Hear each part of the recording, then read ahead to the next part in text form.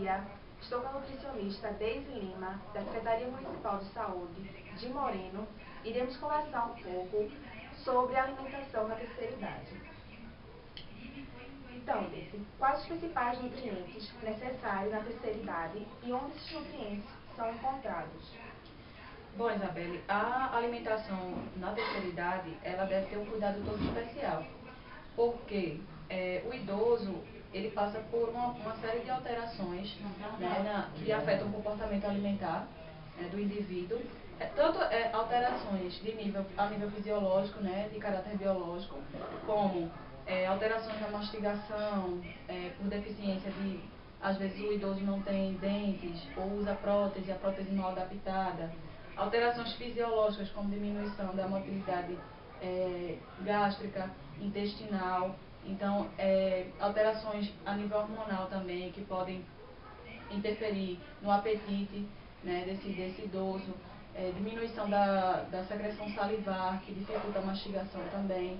Então algumas alterações fisiológicas que podem interferir no consumo alimentar e podem comprometer, né, o consumo de nutrientes.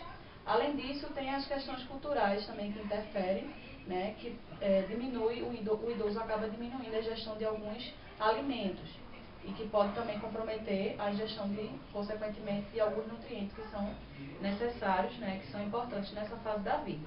Quais são esses nutrientes? Bom, no geral, o idoso ele precisa se alimentar de todos os grupos de alimentos para poder obter, né, carboidratos, proteínas, lipídios e principalmente os micronutrientes, que são os nutrientes que são mais afetados pela diminuição dessa ingestão.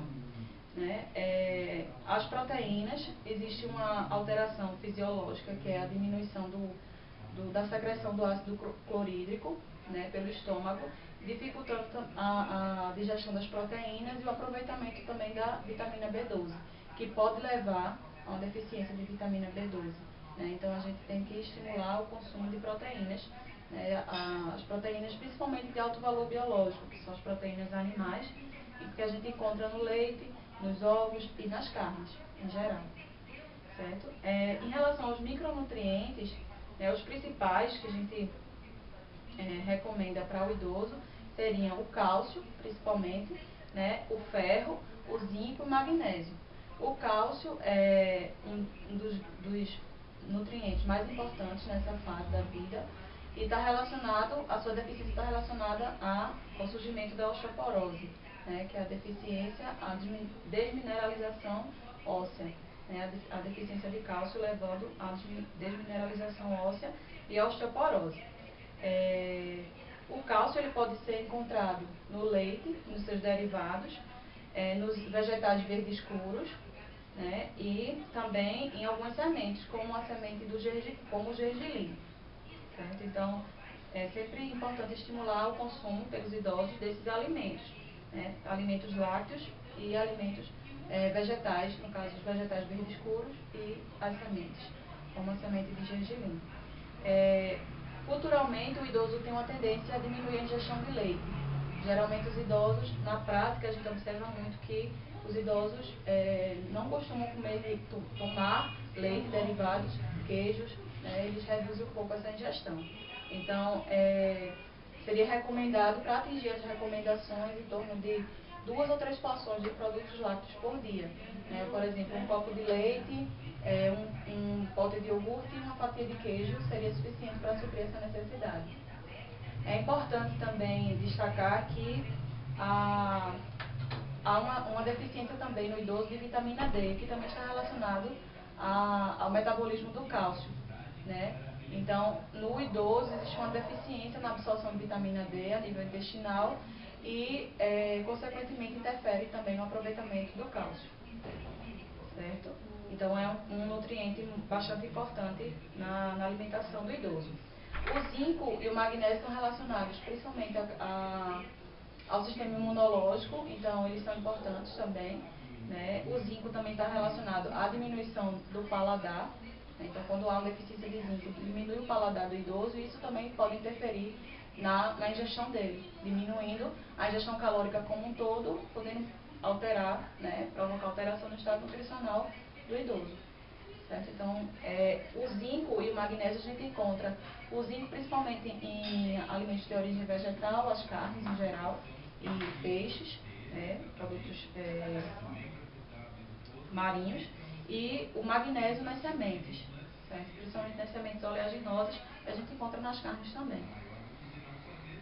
Ok?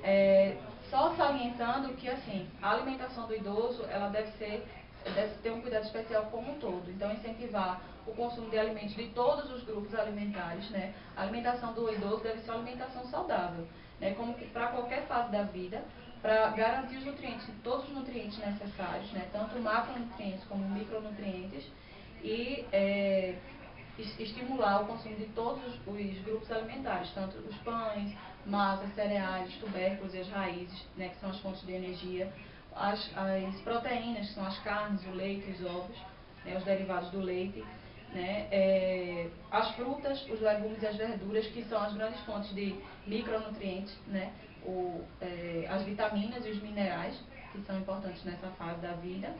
É importante estimular também o consumo de leguminosas, como o feijão, né, e a soja, os outros grãos, como a soja, a lentilha, o grão de bico, certo? Principalmente no nosso caso, o feijão, né, que é o mais comum.